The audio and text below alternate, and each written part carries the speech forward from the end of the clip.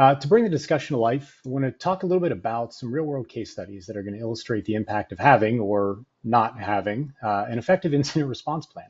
We're going to categorize these in three different ways as we talk about them. The good, obviously, is going to be having an incident response plan, one that you practice, one that you put in place, and one that helps you recover from an incident.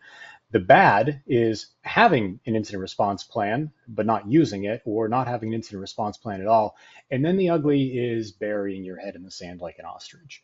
And so, starting with the good, having a comprehensive incident response plan is the most important part, and what we found as being the most critical aspect of what is going to determine whether or not you are successful in recovering from a cybersecurity incident, or whether it's going to be a significant burden and a significant liability as you go forward.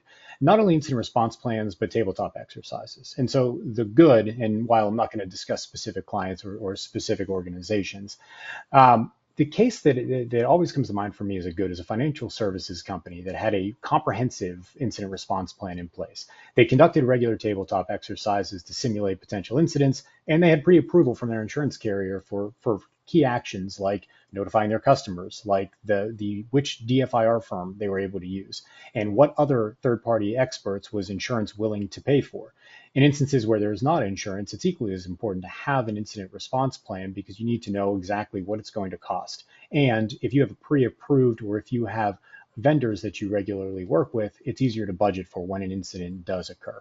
In this specific incident, the financial services firm experienced a sophisticated ransomware attack, but because they had that incident response plan that they had been practicing regularly, their SOC team was able to quickly identify the breach. They were able to contain it, notify the affected or the important individuals within their organization, and bring together a team within 1 to 2 hours. The company had the pre-approval templates all ready to go. They had the engagement letters already signed, and they had the pre-approval from insurance. And in that case, they were able to get the DFIR firm right on the network immediately to mitigate damages as much as possible, contain the risk, and immediately move on to recovery. This type of incident was able to be recovered, or they were able to recover within a matter of days to 1 to 2 weeks, which is incredibly fast when you're dealing with an incident. Many incidents can go months, and in the case of some that would have follow-on liability for class action can go years. So the faster that you can identify an incident and begin the recovery process, the better. The bad is a case that involved a retail company. There was no incident response plan in place. The organization suffered a major data breach and it compromised millions of customer credit card records.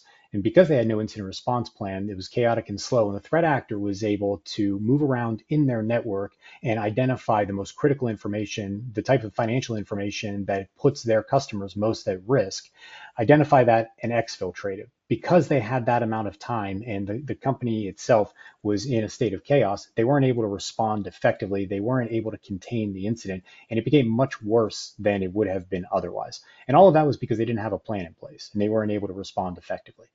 And then the ugly, of course, is the ostrich approach. Any organization that takes the ostrich approach and just decides that they're going to bury their head in the sand is not a response. As we've seen across the board, and particularly with ransomware, this information doesn't stay secret very long. And those organizations that get hit, it becomes public very quickly. And if you're in a highly regulated industry, it's something that you need to take into consideration because not only is there potential for class action liability, but there's potential for significant regulatory liability as well. And so the key takeaway is that we need to make sure that the key aspect is being prepared. An incident response plan is a critical facet of that, which we'll talk about extensively here, but it's also practicing that incident response plan. And we'll get into that as we go.